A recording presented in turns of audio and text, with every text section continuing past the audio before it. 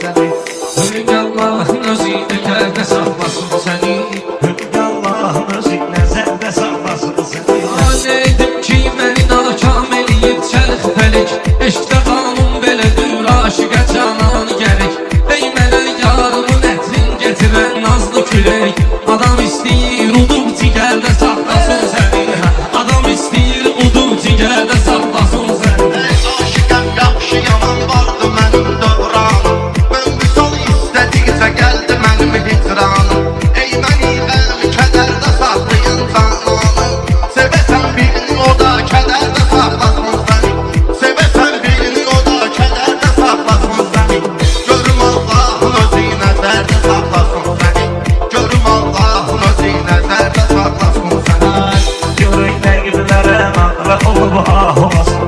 Şahlaq olsun gərəkdir ədalətli şah olasın. Taxtından düşən vaxtı nökərdə saxlasın sən. Demirəm ki əməyin bir zaman izay olsun.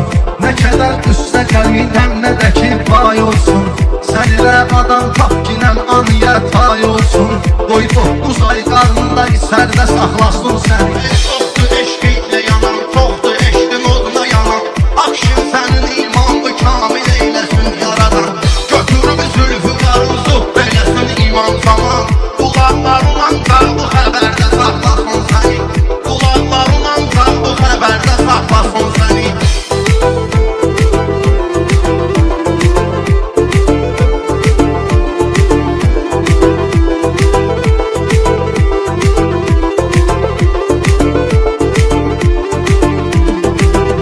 Bugün Orxan ilə Ayubar yarışma ilə. Eşqdən danışmağa zərrələ çalışma ilə. Sizinlə zarafat edib çox belə danışma ilə. Dostlar təkəri salıb təkərdə saxlasın səni. Dostlarım təkəri salıb təkərdə saxlasın səni. Həmişə ellar böyük Allah'a ibadət etkinə. İnşallah Fərhada bir böyük ziyafət etkinə. İlahi qismət edər hədsi ziyarət etkinə. Öp dolanlar bu izi Həzərdə saxlasın səni. Öp dolanlar bu izi Həzərdə saxlasın səni. Sən gözəl Şaslaq olub hər yana məşhur bizə gəl.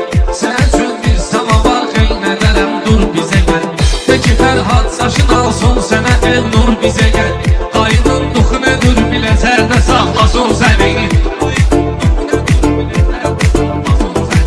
Bir sözə vurulmusan eşki ilə çırpır ürək. Deyəsən tərsinə dövrəyləyir bu çərxi fələk. Məktuba 90 yaşda sevib sevilmək nə gərək. Bəy qızına vurulmusan səfərdə saxlasın səni.